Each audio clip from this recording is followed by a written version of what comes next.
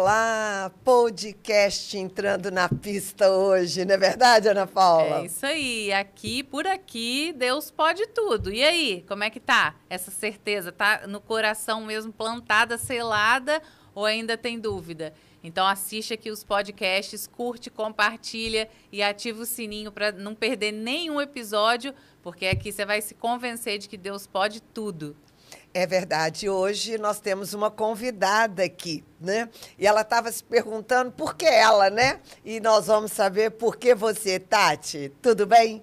Melhor agora, tia. Obrigado pelo convite. É uma alegria participar aqui desse momento com vocês. E aí, Tati, nós queremos saber quem é a Tati. Bom, eu sou casada com o George há quase 18 anos. Sou mãe do Pedro. O Pedro já tem 14 anos. Sou enfermeira, servidora pública municipal e mãe que ora, desde 2017. Diocesana. Arquidiocesana. Hoje o senhor me chama, né, a estar à frente da coordenação arquidiocesana aqui do movimento, cuidando um pouquinho dos grupos da nossa arquidiocese. De Vitória, não é isso? E aí, Tati, a gente, até por causa do nome do podcast, né, você acredita que Deus pode tudo? E se acredita, houve alguma situação que você vivenciou esse pode tudo? Eu creio verdadeiramente que Deus pode tudo e eu já tive diversas experiências, né, sobrenaturais desse poder de Deus na minha vida. E uma das que mais me marcou foi o meu filho, quando ele era pequeno, ele tinha 2 anos de idade. Ele adoecia muito, ele tinha muitas amidalites de repetição. E depois de 15 vezes, nós chegamos, né, junto com a médica, na decisão de que ele precisaria operar as amígdalas. E aquilo foi gerando uma grande angústia em mim, né? Nós que somos profissionais da saúde somos os piores pacientes que com podem certeza existir, porque tudo de ruim a gente já vai pensando no que pode acontecer. Até porque vocês já viram tudo do impossível acontecer. Exatamente. E aí, tia, uma coisa que aconteceu que foi muito sobrenatural é uma criança de 2 anos olhar para mim e falar: mamãe, eu vou morrer. Aquilo acabou comigo.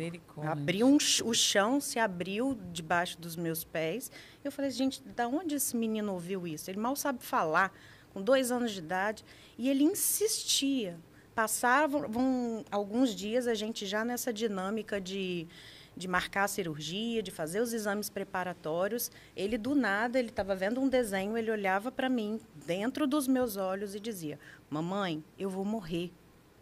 E aquilo, eu não sabia o que fazer. Você já estava angustiada? Eu não sabia o que fazer. E aí foi quando eu, num momento de muita aflição, eu me coloquei aos pés do Senhor e eu falei assim: olha, a médica disse que ele precisa operar. E ele está dizendo para mim que ele vai morrer, ele não sabe nem o que é morrer, o que eu faço? Né? E eu me prostrei diante de Deus e eu declarei isso: o Senhor é o Deus que pode todas as coisas, eu creio nisso. Se não for para essa cirurgia acontecer, o Senhor me dê um sinal, me diz que eu vou me submeter à sua vontade. No dia da cirurgia, às 3h da manhã, o meu filho acordou vomitando. Toda criança, quando ela vomita algo que ela comeu e que não caiu bem. Né? Mas o Pedro vomitava água, era uma água, simplesmente ele vomitava. No momento em que ele acordou e vomitou, eu tive a certeza de que não era para ele operar. E depois nós levamos ele para o hospital, né? A médica falou do pronto-socorro falou que era uma virose, e eu fui avisando todo mundo, né, que estava todo mundo em oração, né, preparando aí para a cirurgia dele. E depois que eu fui avisando as pessoas que a cirurgia não estava acontecendo, foi uma enxurrada de partilhas da médica que ia operar, que é amiga nossa e católica, irmã da madrinha dele, que ela falou que ela estava extremamente nervosa por fazer uma cirurgia que ela faz todos os dias, praticamente. A babá, quando chegou em casa e viu que a gente não estava em casa, teve uma crise de choro com a sensação de que ela não veria mais o Pedro, né? Gente, e ela teve uma crise de choro. A minha sogra, ela teve um sonho com o meu filho dentro de um caixãozinho branco. E aí, depois daquele monte de partilha, eu fui tendo noção do que eu estava vivendo, que era um sobrenatural de Deus. E eu falei, Nossa Senhora, o Pedro é teu, é o meu primogênito, e eu consagro a vida do meu filho a ti. Mas me diz o que é isso, o que está acontecendo? E aí, no momento de oração, eu recebi uma palavra daquele salmo. Nossa alma, como um pássaro, escapou do laço que lhe armara o caçador. Nossa. Então, eu tive a certeza de que foi um grande livramento, né? Que ali o inimigo poderia ter feito uma festa. Uma festa para destruir a nossa família, o meu matrimônio, a carreira da médica que iria operar, né? A fé, né? De tantas pessoas que estavam ao nosso redor, envolvidas em oração. Então, assim, foi uma experiência muito forte, muito marcante, e que dali em diante, eu tenho a certeza de que Deus pode tudo, principalmente quando uma mãe se põe de joelhos. Então tá, a gente já pode terminar esse podcast. Não, depois mas dessa história, tá? Tem uma parte jóia aí. Deixa eu só te fazer uma pergunta. E como é que ficou a garganta dele? Tia, depois disso tudo, ele teve, no máximo, mais umas 2 episódios e nunca mais. Deus pode tudo. Deus pode tudo. Boa noite, então, gente. Tá? Boa tarde, depende da hora que tá olhando. Bom dia. Caramba! Foi muito sobrenatural e foi muito forte, assim, foi muito impactante. Você já deu um testemunho do que é ser mãe que ora, né? Mas o que é ser mãe que ora no movimento, da forma de ser da gente? Para mim, ser mãe que ora é uma mãe que Deus convida, com o seu olhar de misericórdia, a caminhar no caminho da santidade, que é o nosso convite, mas porque Ele entende que Ele precisa cuidar de nós, para que a gente tenha condições de dar continuidade à missão de Nossa Senhora, que é ser porta pela qual a salvação entra no mundo, né? E nós, mulheres, eu entendo que nós temos esse chamado de perpetuar essa missão, ser portas pela qual a salvação entra na nossa casa. Mas, às vezes, as portas estão meio empenadas, né? Com certeza. E quando abre, né? Às vezes estão fechadas, né? Então, eu acho que ser mãe que ora é ser essa mãe cuidada por Deus, onde Ele vai lapidando essa porta, para que a gente tenha condições de cuidar, de ser o auxílio oportuno que Deus nos chama a ser na vida dos nossos. Nossa, Tatiana fala tão bonito, né, gente? Não sei falar assim, não. E aí, Tati, tem mães que escutam a gente e não sabem o que é caminho de santidade. Acho que você podia falar um pouquinho pra gente. Olha, esse caminho realmente ele transforma vidas, né? Eu acho que Deus faz um convite a dar passos em direção a Ele, né? Eu aprendi muito isso em dessas etapas, que é do caminho da santidade, que é o ano da oração, né? Da Santa Teresa d'Ávila, fala muito desse rei que está no centro de um castelo, que nós temos que ir ao encontro dele, né? Avançando nas moradas. Então, para mim, esse caminho de santidade são esses passos que nós temos que ir dando em unidade com aquilo que a igreja nos ensina, né? E ele começa com a reconciliação. Que está aqui na mesa, né? O primeiro livro. Porque o perdão é a chave que abre todas as portas, né? Então, nós precisamos nos reconciliar. Depois a gente vai aprendendo a oração. Tá aqui, tá ali, ó. Tá aqui. Traz para cá, é porque alguém escolheu esse livro. Aqui, ó, estava fora de ordem o nosso caminho aqui. Depois a gente aprende realmente o que é a oração, né? Esse diálogo de intimidade com Deus. Depois a gente aprende que sem um alimento sólido a gente não dá conta de continuar nesse caminho. Então vem o amor à Eucaristia, a liturgia, aprender sobre esse grande tesouro da igreja. Depois vem o ano aí da penitência, onde a gente aprende a abraçar a nossa cruz e oferecer em sacrifício, né, e pelos méritos da salvação daqueles que nós amamos. Aí sim, aí depois de trilhar esses 4 anos aí, aprendendo, se aprofundando dentro de nós mesmos, no conhecimento da igreja, aí sim nós estamos com uma porta capaz de se abrir para ir para a missão, né? Verdade. Então, os 4 primeiros anos é voltado para a gente. E o último é voltado para o outro. Até porque saco vazio não para em pé, né? E muitas vezes a gente pode achar que esse envio, né, para uma missão pode ser algo distante, para outros lugares. E às vezes a gente entende que não. É voltar para dentro da nossa própria casa. E o quanto é difícil evangelizar os nossos, né? Mas é o nosso primeiro chamado, né? É verdade. É o nosso primeiro chamado. E uma outra questão que a gente faz nessa caminhada, a gente acaba tendo uma intimidade com a Bíblia, né? Nessa intimidade com a Bíblia, tem alguma passagem que você gosta mais? São muitas, né? Mais uma que te marcou, assim, que você carrega no bolso. Realmente marcou a minha vida. Foi a passagem de Provérbios 14, versículo 1, onde diz que a mulher sábia edifica a sua casa. No ano de 2018, o falecido Padre Fernando, né, que era meu pároco na época, ele nos convocou a fazer um encontro paroquial de mulheres. E eu fiz um convite para diversas mulheres para palestrar, e nenhuma delas eu consegui o sim. E aí eu fui sentar com ele e falei assim, o senhor podia fazer essa palestra, então, né, já que eu não consigo ninguém. E aí ele olhou para mim e falou assim, talvez Deus queira que você faça essa palestra. E aquele encontro marcou completo, foi um grande divisor de águas na minha vida, porque eu precisei mergulhar na missão da mulher. Eu comecei a estudar, ler alguns livros, e eu descobri que eu não era uma mulher segundo o coração de Deus. E ali, com essa palavra, a partir daquele momento em que eu precisei mergulhar nessa dinâmica, conhecer o porquê que Deus nos criou enquanto mulher, qual é a nossa missão que Ele espera de nós, aí essa passagem realmente marcou a minha vida, porque eu nunca mais fui a mesma. Ai, mas então conta aí um pouquinho como é que é ser mulher na vontade de Deus. No coração de Deus, né? A gente volta exemplo, lá, a gente né? volta lá no Gênesis, onde Deus diz, né, não é bom que o homem fique só. Eu vou dar a ele uma ajuda oportuna, um auxílio necessário. Então, essa é a primeira vocação nossa enquanto mulher, ser socorro de Deus, Ezer, a mulher que vai em socorro a este homem que foi criado, né? Que ele foi criado, mas não para ficar só. Então, quando, enquanto mulher, a gente entende essa nossa missão, né, tudo passa a fazer um sentido diferente. Quando eu olho para o meu filho, para o meu marido, e eu entendo que eu sou o socorro de Deus na vida deles, eles precisam de mim. E isso muda completamente a nossa lógica existencial, principalmente nessa dinâmica desse mundo que a gente ouve tanto sobre feminismo. Entender a vocação, né? Isso Que vocação aí. é chamado. Isso aí.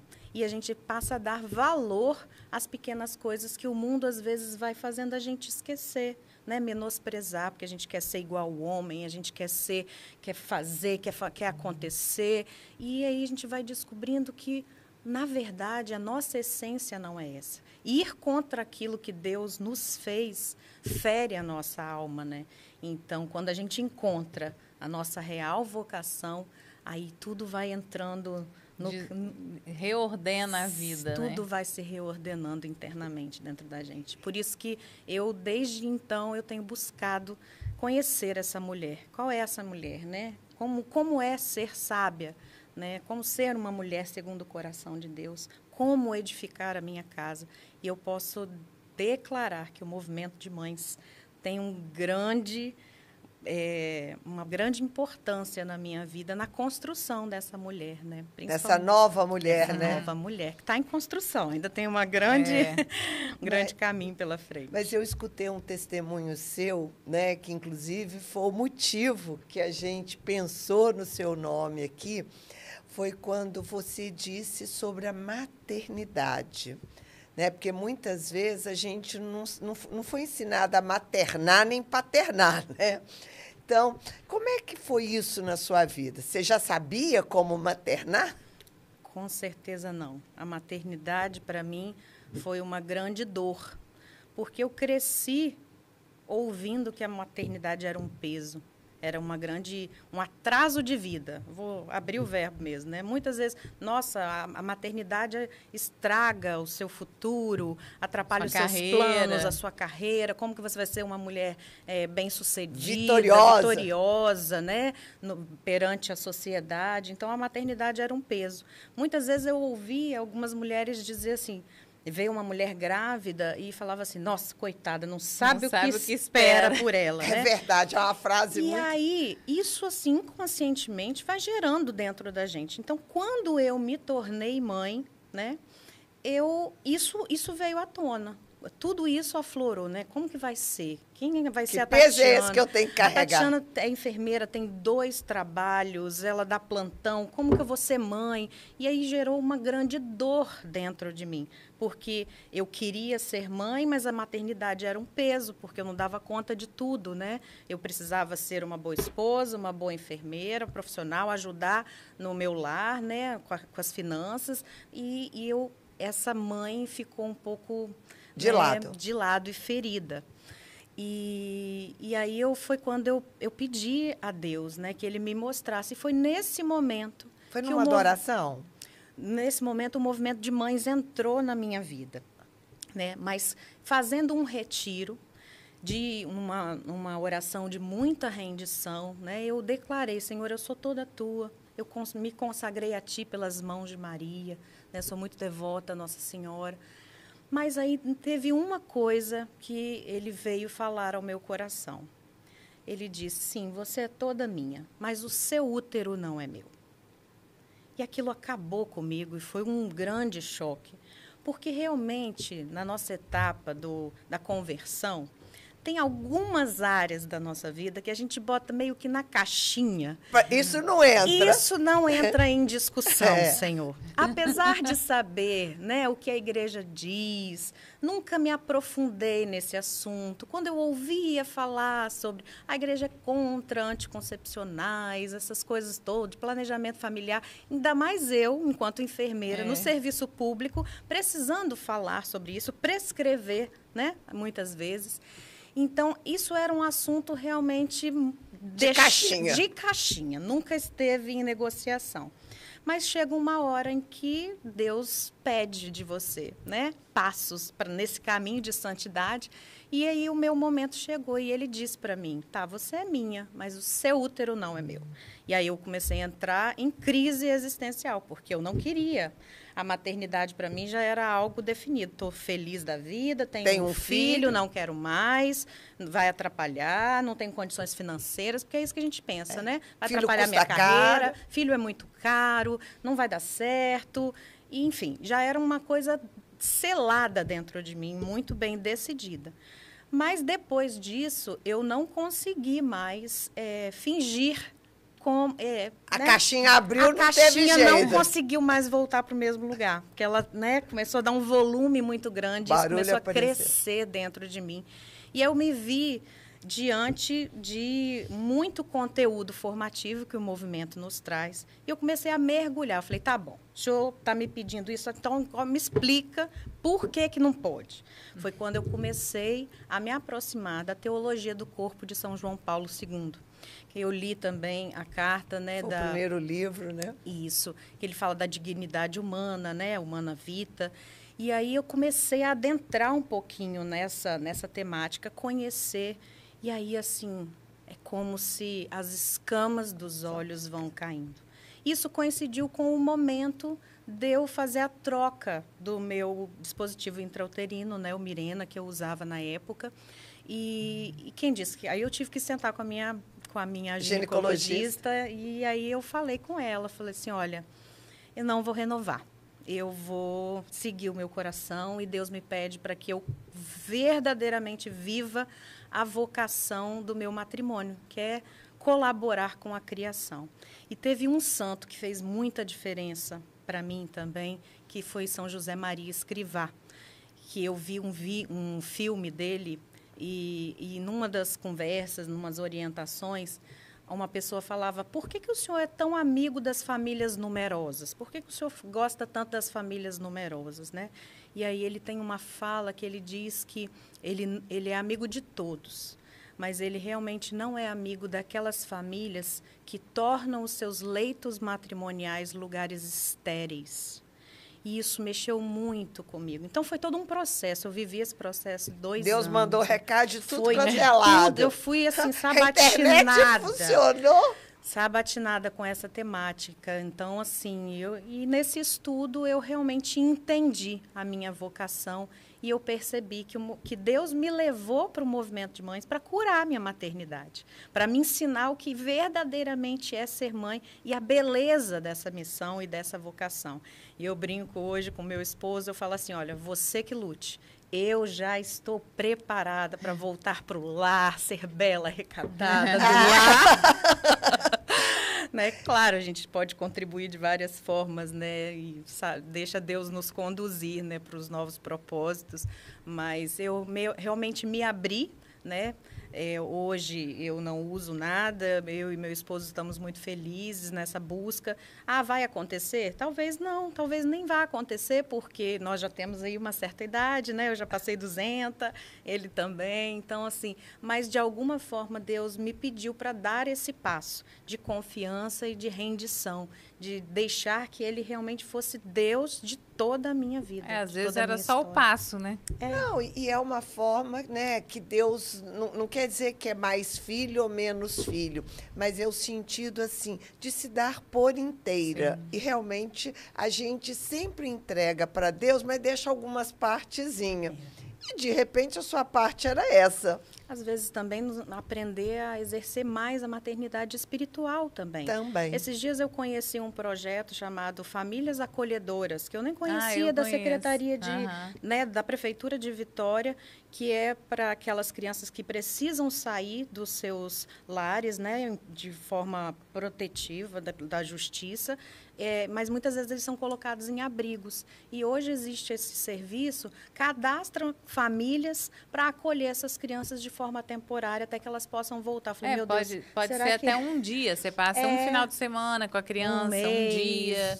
Semanas. Só para eles irem acostumando. Não, terem um lugar seguro até que se resolva o que vai ser feito. Para que ela possa ter essa experiência também de um lar, da experiência do afeto, do carinho de uma família. Aí eu cheguei em casa e falei assim, então, que tal a gente se tornar uma família acolhedora? Então, a maternidade ela pode ser exercida de várias formas, não necessariamente só biológica, né? E o bonito desse projeto, porque às vezes, por exemplo, quem nunca pensou em adotar, é uma experiência temporário dá test drive, dá, né? E não pode ser muito tempo, porque é para a criança não se apegar, obviamente. Então, você passa um tempinho, aí volta, depois se você quiser, pega de novo, pega outro.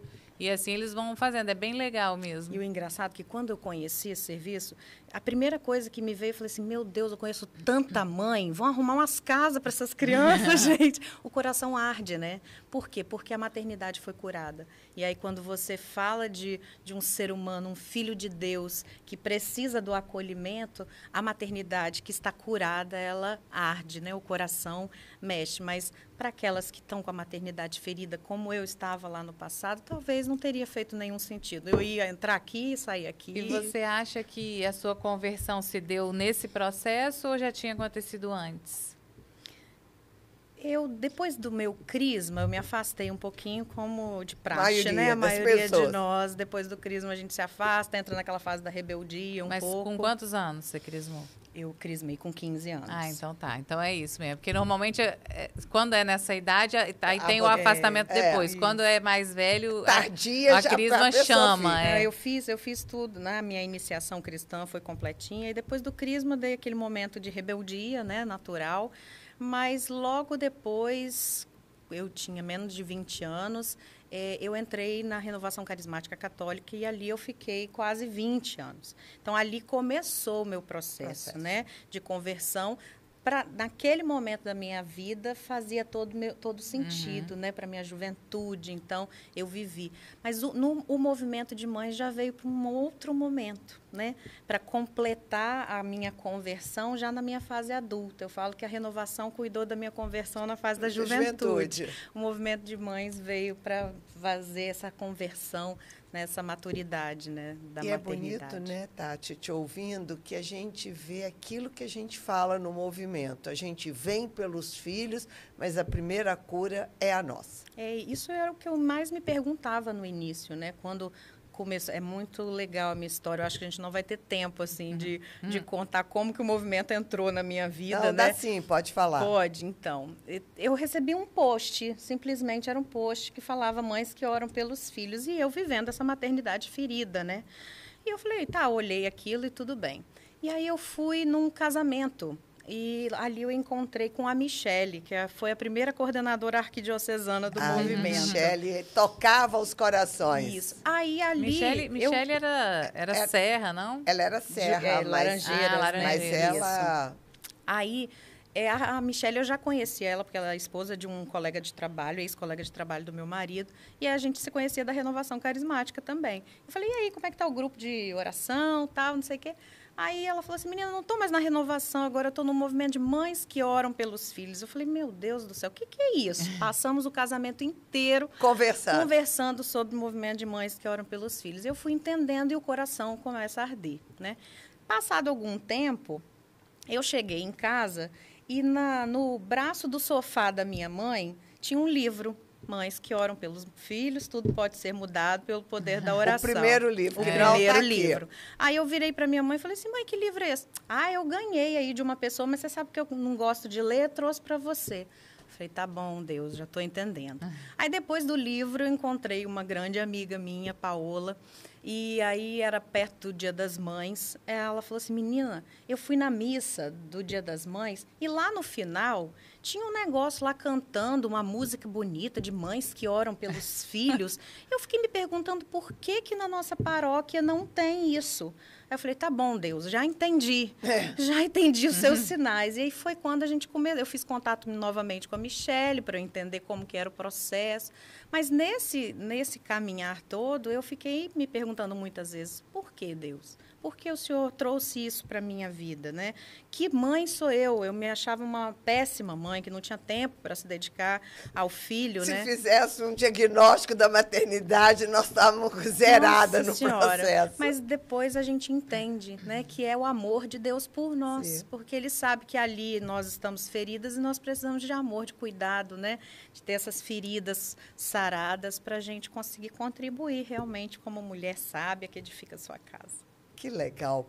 Ô, Tati, nós temos um momento aqui que a gente chamou de fofoca de mãe, mas fofoca é no bom sentido, aqui só para separar. Não fala mal de ninguém, não. Não fala mal de ninguém. É você falando de você, então é tranquilo. Mas é contando, porque a vida ela tem um monte de episódios na vida da gente que a maturidade nos traz e faz a gente rir. Não é verdade? Quando você olha lá, você fala, gente, que mico que eu paguei, né? Mas é algo que você viu aí como uma coisa engraçada na sua vida, né? É uma curiosidade, alguma coisa que aconteceu, um fato, assim. É a pergunta que todo mundo fica pensa, meio em dúvida, né? Podia preparar a gente hoje. Mas aí perde a graça. Perde a graça. Ô, Ana, conta uma sua enquanto ela lembra. Sua pra ver se eu vou lembrar de alguma minha, Ana. Nossa, agora eu também não sei. Eu acho que é pra gente não fofocar, então, né? Porque eu já contei algumas fofocas da minha vida aqui, né? Eu tenho várias. Sente. Vai, conta uma aí que eu vou pensar. Como eu falei do tamanho uma vez, eu vou falar de outro. Eu achava que eu era a pessoa mais baixa do mundo.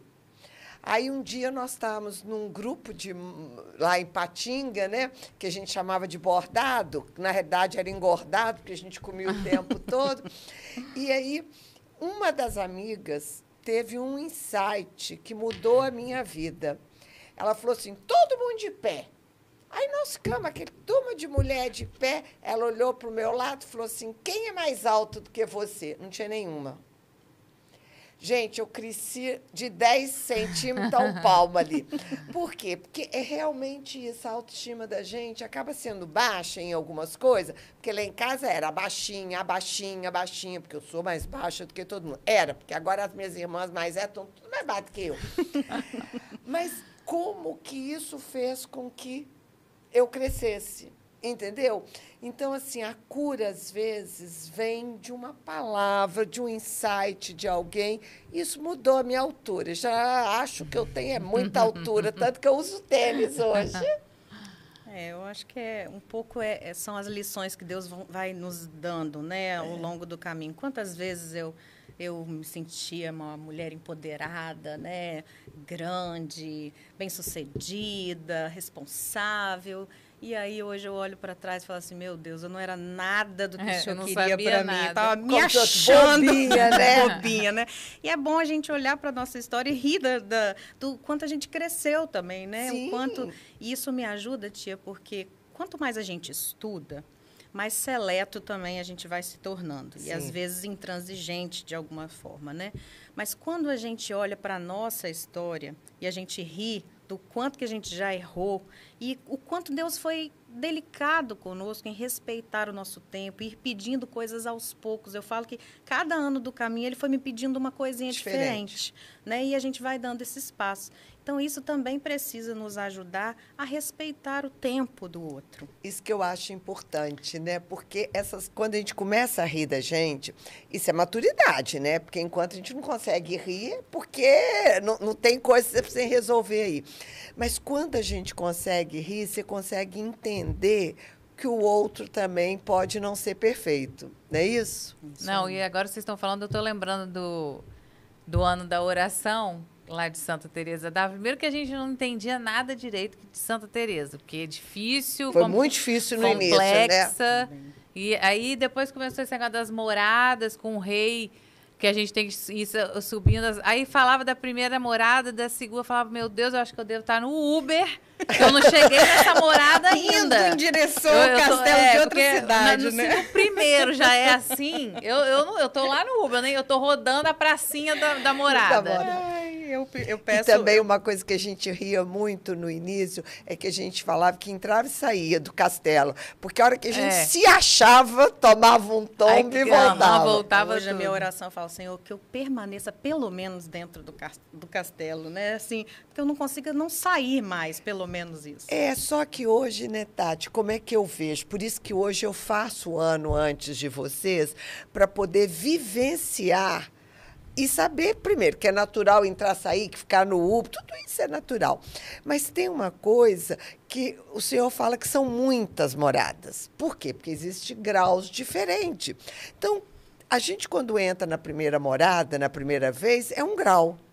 Mas a hora que você consegue ir para a segunda, para a terceira, você ainda permanece em algumas coisas na primeira. Nem tudo vai, né? Nem Algumas tudo vai. caixinhas ficam fora, Ficam né? fechadas. Então, esse subir e descer é muito valorizado por Deus, porque nós estamos tentando estar ali.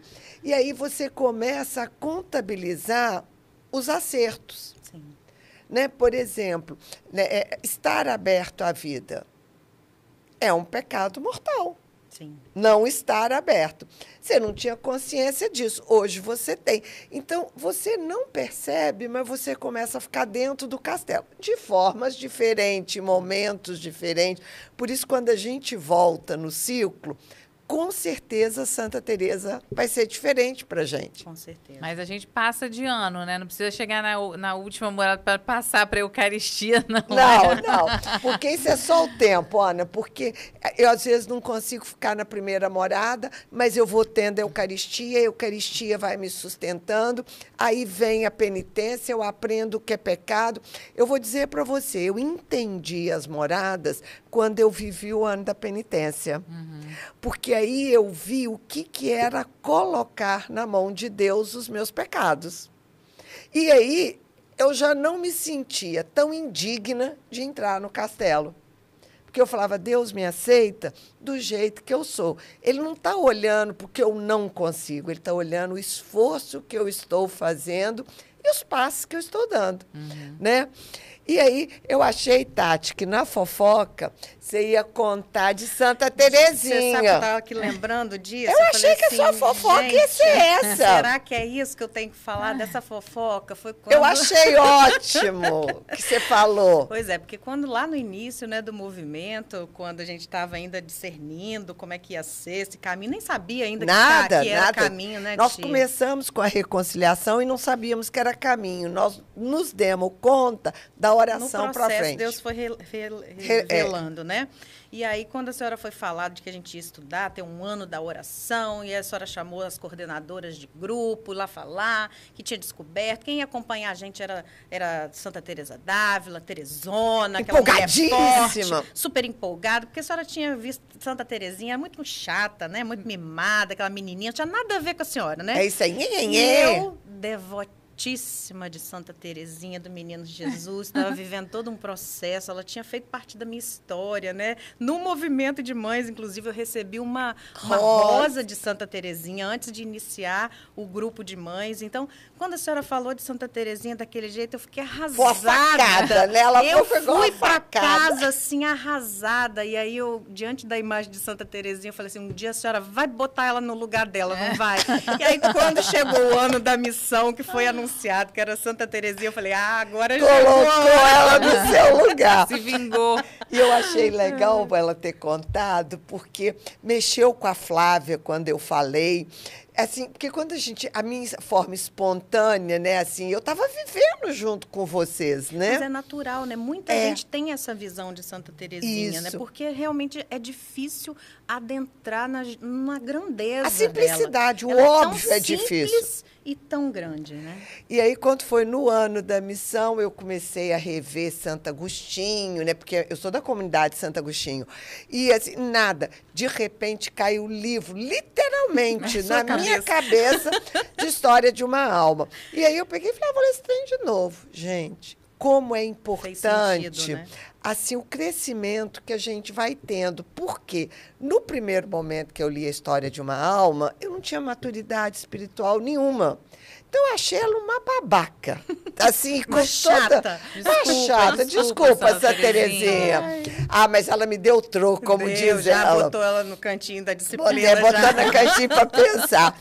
E aí, quando eu li de novo, eu falei, gente, como que é? Porque aí Deus também já estava com a moção, que é começar no próprio a casa.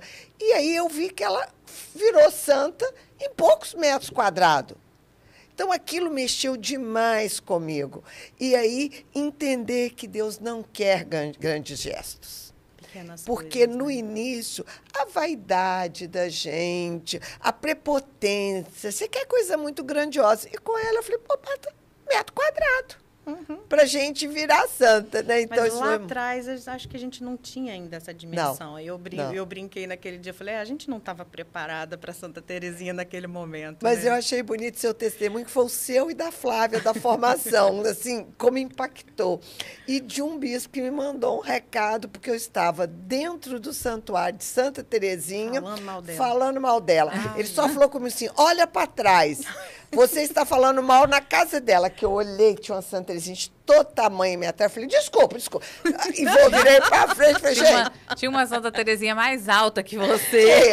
Com certeza ela preparou uma chuva de rosas para cair em cima da senhora, né? Junto com o livro. Junto com o livro, uma chuva de rosas. Agora, Tatiana, acho que vai ser uma boa candidata para essa conversa de Beata, porque com um filho de 14 anos... Como é que você faz para viver nesse mundo sem ser do mundo e na criação do seu filho?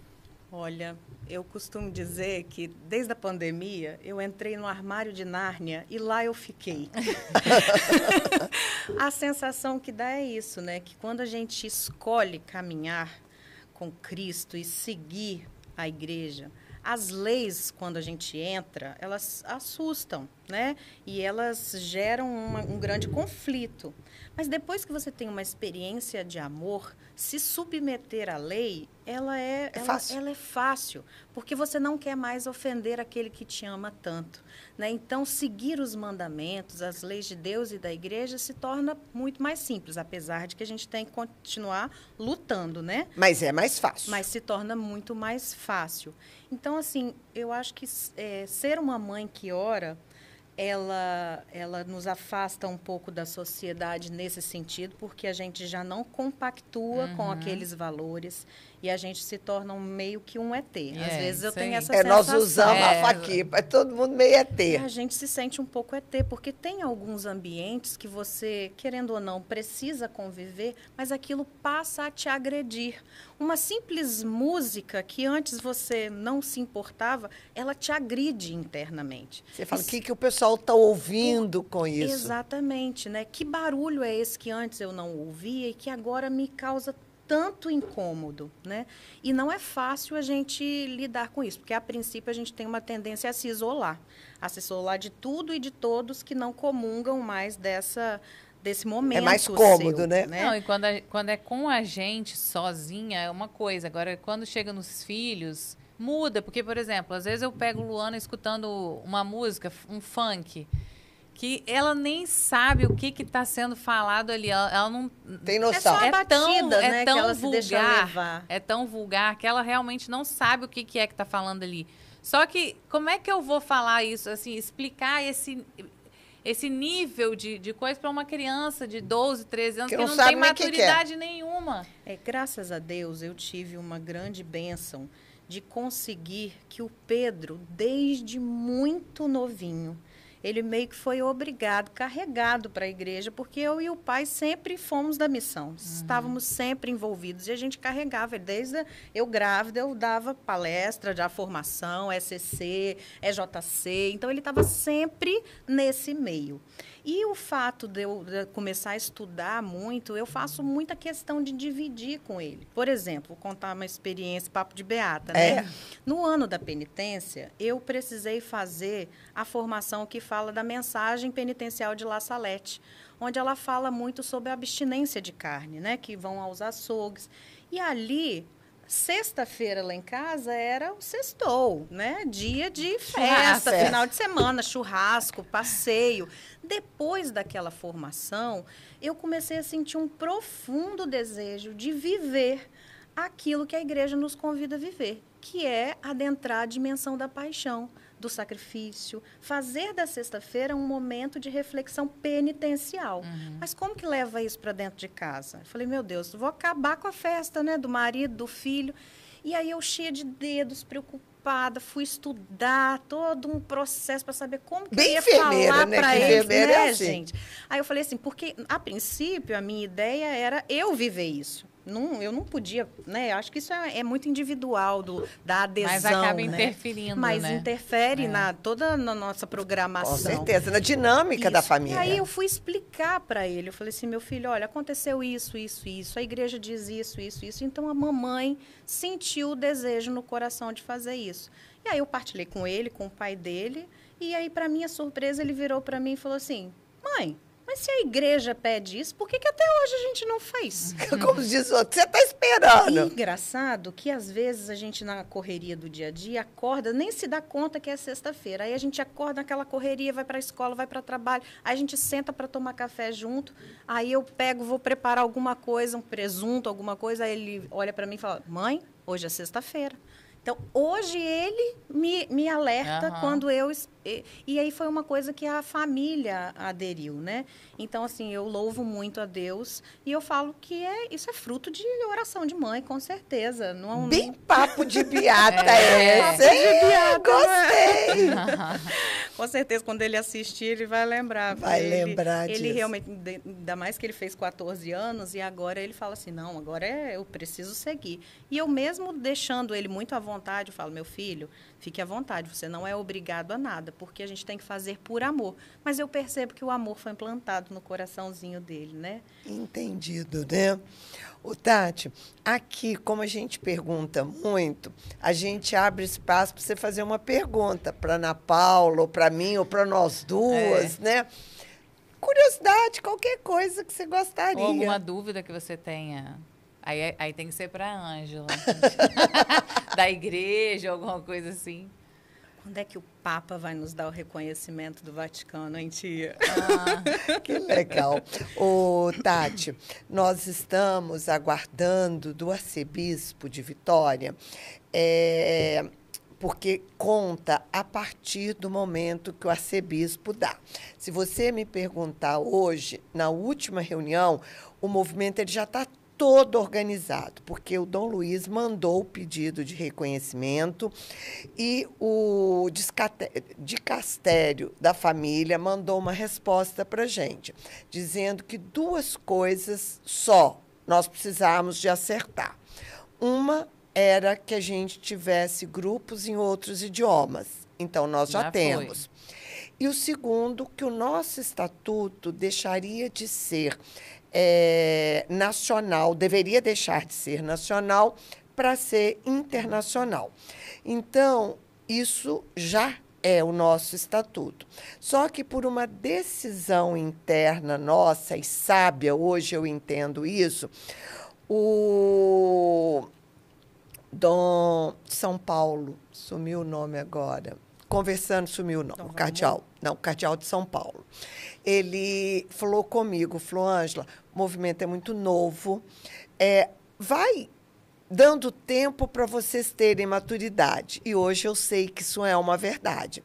E aí nós fizemos um estatuto onde nós temos 6 anos de experimento, onde a gente vive a experiência de tudo que o Vaticano exige de um movimento. E isso foi muito interessante, porque já passaram 2 anos, eu falei, bom, agora são só 4. Só que o padre Donizete nos avisou que a gente tem que ter primeiro, o bispo tem que dizer que esse estatuto está correto. Entendi. Então, esse estatuto está na Arquidiocese de Vitória, para que eles possam avaliar e aí valer o ad experimento. Mas hoje eu vejo que isso é mão de Deus, porque com a imaturidade que nós estávamos, eu acho que a gente não aguentaria o nível de exigência. Porque, por exemplo, nós tínhamos um conselho, agora nós temos 5. Nós temos que trazer 145 pessoas para votar numa assembleia. Então, assim, são demandas que hoje eu vejo que nós temos como caminhar e ter. Mas eu tenho certeza que no momento de Deus nós temos a bênção. Mas a senhora avisa um pouquinho com antecedência para a gente se organizar, porque em nome de Jesus eu quero estar lá. Ai, eu falo isso, Nem né? que esteja Mas assim, a todo mundo quilômetros de vai achar, distância. Até porque nós temos que confeccionar a saia preta, né?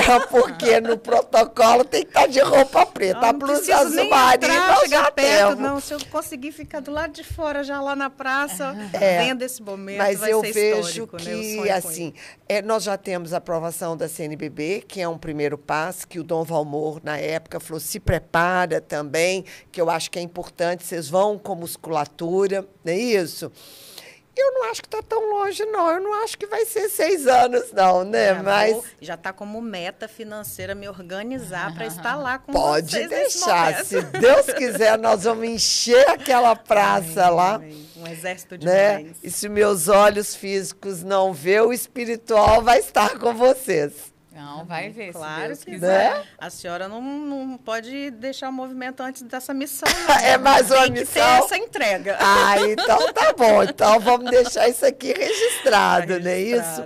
Nós escolhemos, né, a sua palavra, abrimos aqui a sabedoria da mulher, edifica a casa, a insensateza destrói com as suas mãos. Ana Paula me surpreendeu rezando. Então, Agora, tá vendo? Fui dar uma colher de chá. Agora tem que Agora- rezar sempre, Ana. Então vamos rezar. Senhor, eu quero ficar nesse primeiro versículo. Eu quero te pedir sabedoria, Senhor. Não precisa eu ser a melhor, não precisa eu ser a mãe mais reconhecida, a mãe mais legal, nem a mulher, porque nós temos nossas limitações. Mas eu quero te pedir sabedoria, Senhor. A cada dia da minha vida e da nossa vida, né? Vou te pedir em nome de cada mãe que para um minutinho para rezar aqui com a gente, para que a gente possa ser essa mulher sábia que edifica a sua casa. Porque às vezes as pessoas nem percebem isso, mas quando a gente tem sabedoria, a gente constrói um lar, e um lar bem implantado, que nada, nenhuma tempestade vai destruir. Que a gente não seja, Senhor, essa mulher que com a sua insensatez destrói com as próprias mãos o seu casamento, a sua maternidade, todo esse sentimento que envolve uma família, né? Que a gente não faça isso nem com consciência, nem sem consciência, porque muitas vezes a gente nem percebe, Senhor, mas que a gente seja essa mulher sábia, essa mulher que edifica com o amor que a gente aprende vindo do seu amor, que a gente possa ser esse amor espelhando dentro da nossa família. eu quero te pedir mesmo, Senhor, que assim como o Senhor tocou o coração da Tatiana para ser aberta à vida. Eu quero pedir mesmo, no mundo tão egoísta, no mundo onde a gente preocupa com o custo, esquece o valor de uma criança. Eu quero te pedir mesmo, Senhor, abra o nosso coração, abra a nossa vida, para que a gente possa, neste mundo, estar aberto àquilo que o Senhor quer para a nossa vida. Aberto a uma nova criança, aberta ao aprendizado, aberta à sabedoria. Senhor, abre o nosso coração para todos os planos. E quero te pedir mesmo, com toda a firmeza, que o Senhor faça cair por terra todos esses discursos feministas que estão implantados na nossa cabeça. Que nós possamos aprender a graça de ser uma mulher conforme o coração de Deus. Amém? Amém. Amém. Ô, Tati, tem um presente que te dá, que eu vou te dar daqui um pouquinho, porque a gente esconde aqui debaixo da mesa e eu esqueci de pegar. Esqueceu de repor. Mas não, tá aqui debaixo. Na hora que nós estávamos rezando, eu abri o olho para ver se dava tempo, mas estava todo mundo na tela. Falei, não posso pegar. Mas a gente vai te entregar um mimo, tá bom? E te agradecer pela sua participação. Finalizar declarando o que a gente mais faz aqui, né? Que é dizer que Deus pode tudo, tudo, tudo. Deus pode tudo, tudo, tudo. Deus pode tudo, tudo, tudo. Obrigada Amém. pela sua partilha. Eu que agradeço. Não dói tanto, né, Não. Cínfia? Chega todo mundo preocupado. O que vai ser? Né? Mas a gente quer te agradecer. E eu garanto que você que escutou a Tatiana contando aqui esse monte de história da vida dela, se já não abriu seu coração para todo o poder de Deus agir, vai ficar com vontade de que Deus haja e possa tudo na sua vida. Então, curte, compartilha e ativa o sininho aí para ver os próximos encontros aqui que a gente vai ter mais história para vocês. Compartilha mesmo, hein? Mais mulheres precisam de ouvir essa mensagem. Beijo no coração. Beijo. Tchau.